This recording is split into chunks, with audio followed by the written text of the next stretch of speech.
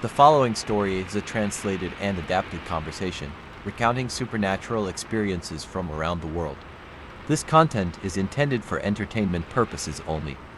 Listen with an open mind and enjoy the thrill of the unknown. The content in this video is purely for entertainment. Viewer discretion is advised. If you are easily frightened, be prepared some stories might just send chills down your spine. If you're ready, turn off the lights, put on your headphones, and immerse yourself in the world of the unexplained. In the late 1990s, the Tidewater region of Virginia, stretching from Yorktown to Williamsburg, was a land where history and modernity collided. By day, its colonial landmarks, restored taverns, battlefields, and cobblestone streets drew tourists eager to walk in the footsteps of America's founders. By night, its backroads and marshes whispered older, darker tales of settlers ambushed, of Native American raids, of lives lost to fire and blade. One such tale clung to Felgate's Crossing, a low bridge over Felgate's Creek, where a stagecoach, attacked by native warriors in the 1700s, burned as it fled, its passengers doomed. Locals swore the stagecoach still rode its route, a fiery specter that haunted the night. Into this eerie landscape stepped Lance Corporal Maria Delgado, a 24-year-old U.S. Marine stationed at Naval Weapons Station, Yorktown, a sprawling base adjacent to the historic route. Born in San Antonio, Maria joined the Marines to escape a fractured family and prove her resilience, her sharp instincts earning her a spot in base security patrols. The Yorktown-Williamsburg area, with its mix of military rigor and colonial ghosts, fascinated her, but the stories of the stagecoach, Specter whispered by fellow Marines stirred a fear she hid behind her tough exterior. Armed with an M16 rifle, a flashlight, and a radio, Maria patrolled the base's perimeter, unaware that Felgate's Crossing held secrets no training could prepare her for. The assignment to Yorktown was a fresh start for Maria. She arrived in the summer of 1997, her Humvee rattling through the base's gates, the air thick with humidity and the scent of salt from the York River. The Naval Weapons Station, a key munitions hub, bordered the historic corridor between Yorktown and Williamsburg, its fences cutting through fields and woods once traveled by colonial stagecoaches. Felgate's Creek, a sluggish stream feeding the river, marked the base's western edge, its bridge a choke point for patrols. Maria's role was to secure the perimeter, a high-stakes job requiring vigilance against trespassers and wildlife. But the area's history added an unspoken challenge. Her squad leader, Staff Sergeant Tyrone Brooks, a nonsense Georgian, briefed her in the armory. Patrol in pairs, check fences, report anomalies, and don't buy the ghost crap, he said. But his eyes lingered on the map, where Felgate's Crossing was marked. Maria nodded, her M16 slung, but the Marines' story stales of a burning stagecoach seen near the creek clung to her like the humidity. She'd grown up on her abuela's tales of La Llorona, spirits bound to tragedy, and though she scoffed at superstition, the Yorktown woods felt different, their shadows alive. That first week, Maria patrolled with Corporal Jamal Carter, a lanky Chicagoan with a quick laugh and a knack for spotting fence breaches. They swept the perimeter by Humvee and foot, their flashlights cutting through the dark, the woods buzzing with cicadas and the occasional snap of a twig. It burned crossing the creek, passengers screaming. Now it rides again, spooking Marines. Maria laughed, but her flashlight lingered on the bridge, her pulse quickening. The first month was a grind of routine and tension. Maria and Jamal patrolled nightly, checking fences, logging deer sightings, and dodging mosquitoes. The base's edge was a world apart from Yorktown's tourist glow-dark, wild, the woods thick with pine and oak, The creeks murmur a constant undertone. Maria's radio crackled with updates from other patrols, but the stories of the stagecoach grew louder. A sergeant claimed he'd seen flames near the bridge, vanishing when he approached. A private heard screams, faint but human, from the woods. Maria, skeptical but rattled, kept her focus on the job, her motivation clear: excel, earn respect, maybe make sergeant. Off duty, Maria explored Yorktown's historic sites, her interest in history sparked by the area's colonial roots. At a local tavern, a bartender shared the stagecoach's tale. In the 1760s, a coach carrying settlers was ambushed by native warriors, likely Powhatan or Pamunkey near Fellgates Creek. The driver, desperate, whipped the horses across the crossing as arrows set the coach ablaze. It burned, passengers trapped, their screams echoing as it sank into the creek. They never rest, the bartender said, his eyes dark. They ride that road forever. Maria noted the story for her journal, dismissing it as folklore, but the creek's image lingered, its bridge a scar on the land. By late August, Maria was assigned a solo patrol, a test of her nerve. Jamal, on leave, left her with a grin and a warning: don't chase ghosts. The other Marines, Brooks, a quiet private named Lena, and a cocky lance corporal named Riley, watched her go, their banter laced with unease. Maria's route took her past Fellgates Crossing, her Humvee's headlights weak against the dark, her flashlight sweeping the woods. The air was cooler, the summer's heat fading, but the creek's presence was heavy, its murmur carrying a faint, unnatural chill. On the night of August 29th, 1997, a fog rolled in from the York River, blanketing the base, the woods a wall of grey. Maria's patrol began at midnight, her Humvee parked near the crossing, her M16 slung, her radio crackling with static, ... She swept the bridge on foot, her flashlight cutting through the fog, its beam swallowed by the creek's reeds. The air was damp, the scent of mud and rotting leaves thick, the silence oppressive, broken only by the drip of water and the distant hoot of an owl. Her boots crunched on gravel, each step amplifying her senses, the fog's chill, the creek's murmur, the wood's unseen eyes.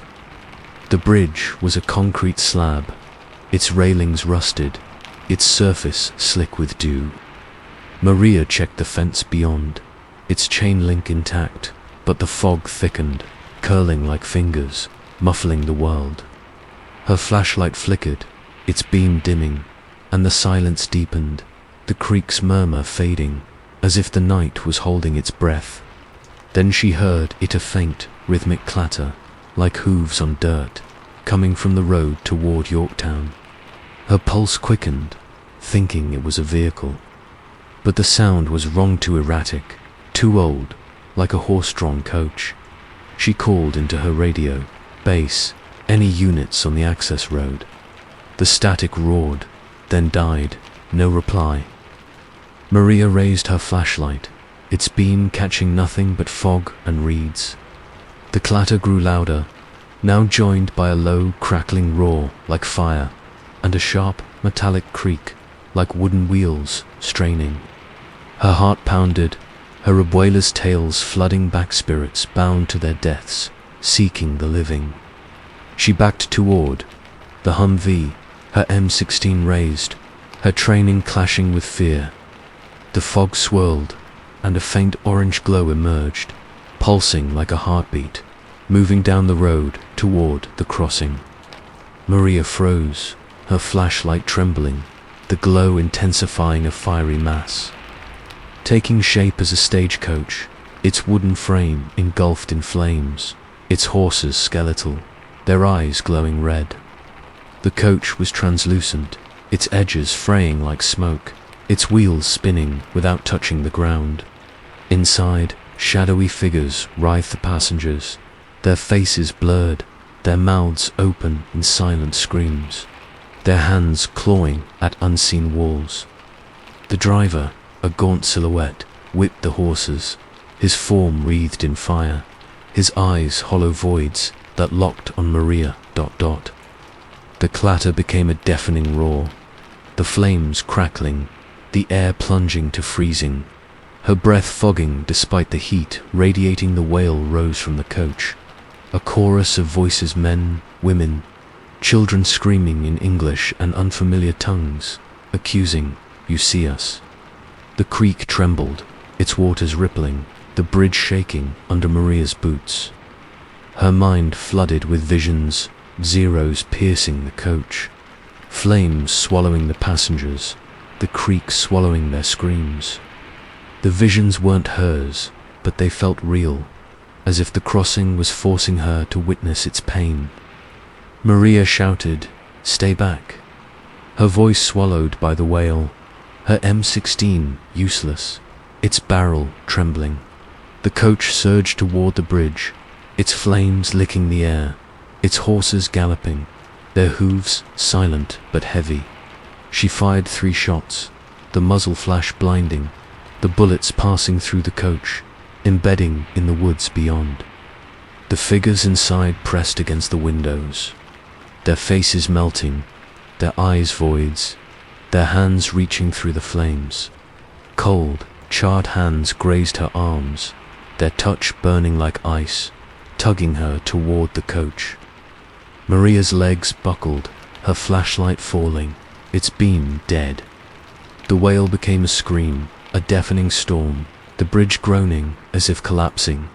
She felt a jolt, as if her soul was being peeled open, her guilt for leaving her family, her fear of failing the Marines, her own safety while others died at Felgates.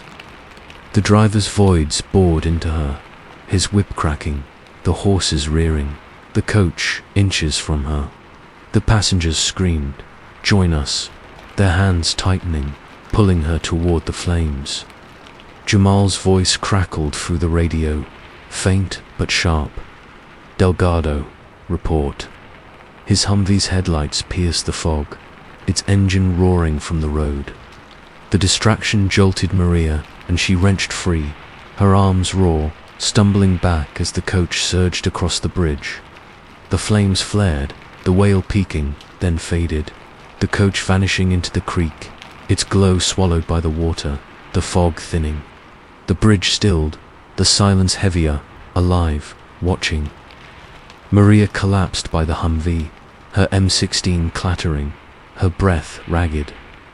Jamal leaped out, his face pale, his M16 raised. "What the hell was that? ... He shouted, his laugh gone, his eyes scanning the creek. Maria couldn't speak, the wail echoing, the passengers' faces burned into her mind. Brooks arrived, his face grim, checking the bridge, finding bullet casings but no tracks, no scorch marks, only the creek's endless murmur. "You're shook," he said, but his voice was low, his eyes avoiding the water. The squad searched the crossing at dawn, Maria's hands trembling, her arms bruised with faint charred marks. They found nothing, no tire marks, no ash, only the bullets embedded in a tree, their tips cold. Lena, the quiet private, whispered about the stagecoach, her voice shaking, saying her uncle saw it years ago. Riley, the cocky lance corporal, laughed it off, but his hands shook, his bravado cracked. Brooks filed a vague report misfire. Wildlife but, the squad grew quiet, their patrols avoiding the crossing, their flashlights brighter. Maria requested a transfer a week later, unable to face Felgate's crossing. Brooks approved it, his sternness soft, as if relieved. Jamal drove her to the bus, the base's woods looming, the creek glinting like an eye. Her radio crackled, static whispering screams, and she turned it off, her heart pounding.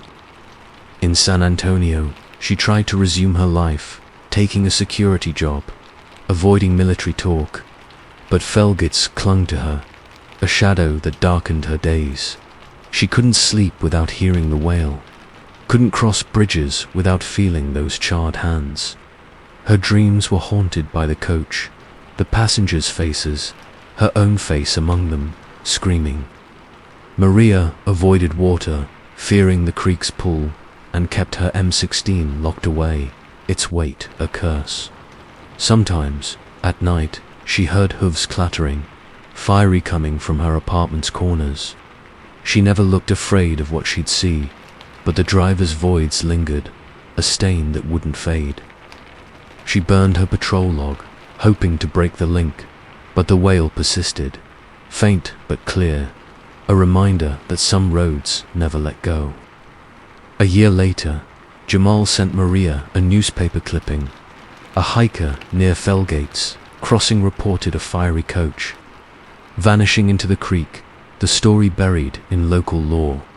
A photo showed the bridge, and in one corner, a faint, blurry-shaped flames, horses, a driver's silhouette. The clipping was streaked with ash, as if burned from within. Maria burned it, her hands trembling, but the specter lingered, a reminder that Fellgates Crossing was never truly crossed.